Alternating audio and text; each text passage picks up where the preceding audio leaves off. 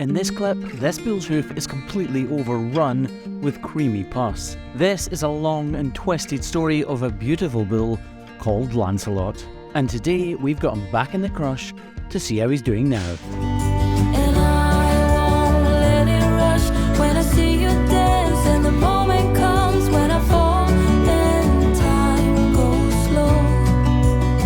I fall into you. So this is Lancelot.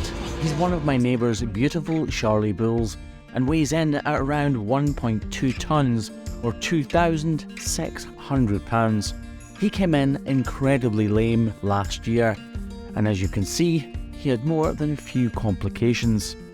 During his first visit, we applied 2 blocks to get the weight completely off this outer hoof. We knew there was an infection in there, and once we'd done our thing, the farmer lanced it. He used a surgical needle to squeeze out the pus from inside to release and relieve the pressure from him. After that first trim, Lancelot was looking better, but we knew it would never have been enough to get him over the problem. So along came the vet. 3 days after that initial trim, David the vet lanced this abscess from the top and the bottom, and he squeezed out as much of that disgusting mess as he possibly could. He washed it and he rinsed it. He squeezed, he prodded and he poked until the cavity within was free from all of that pus and as clean as possible.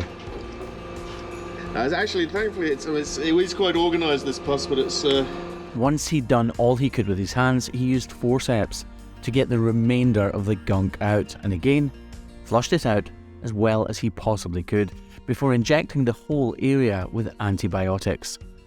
We let him do his thing, and 3 days later, I was back to clean it out myself and to finish off the treatment of Sir Lancelot.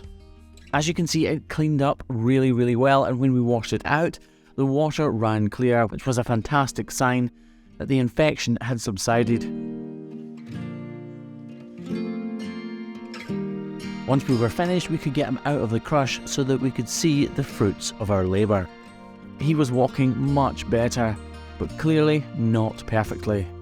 Anyway, I have seen him a few times since then, and there have been some complications. But he is back in the crush today, and we're going to see how he's looking now.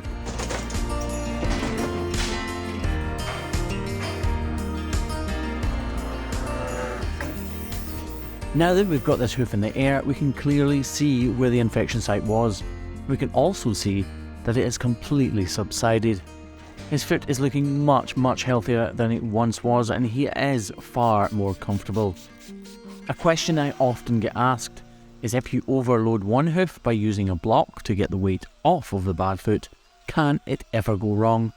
Well, in Lancelot's case, he had those blocks on for so long in order to relieve the pain from that massive infection that inevitably this inner claw, the one closest to us right now, did go wrong. The hoof capsule became cracked and overrun, and we had to remove almost the entire shell from it. Cows and bulls are not supposed to carry all of their weight on one claw, but sometimes the problems they have dictate what we can and what we cannot do. And at the time, that huge infection was causing so much pain that we needed to overload this inner claw and risked something going wrong. I'm glad we did, because the infection did subside and he completely healed from it, as you're just about to see. But the collateral damage was the inner claw, which, as you can see, is not looking exactly how it should.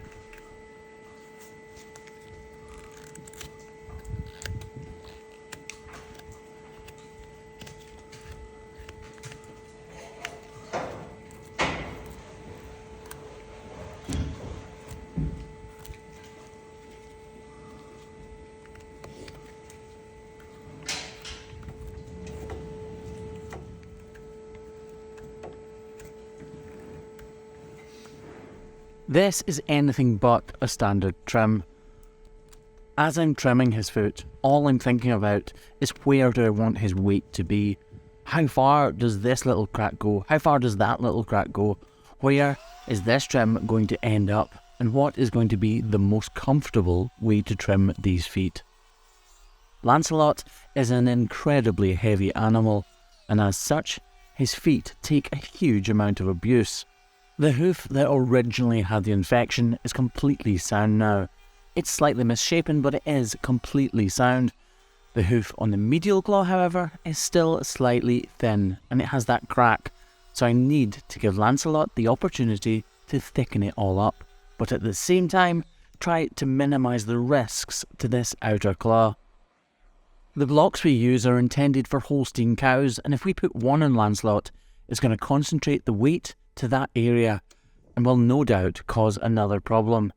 So I devise a plan. We are going to make our own block.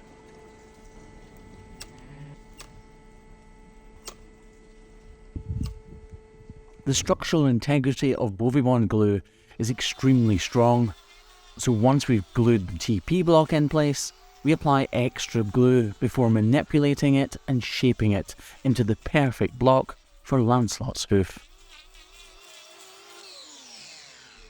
Clearly he had some indentation on this outer claw, but because both the block and the glue do not flex, his entire weight will be spread across the whole base of his hoof, and hopefully alleviate any problems from that hoof, while also lifting the inner hoof off the ground and giving it time to thicken up and completely heal. By the way, Lancelot is inside right now, because here in southwest Scotland, the weather is simply too wet and the ground too soft for the bulls to be on, which is why he's in need of a little clean.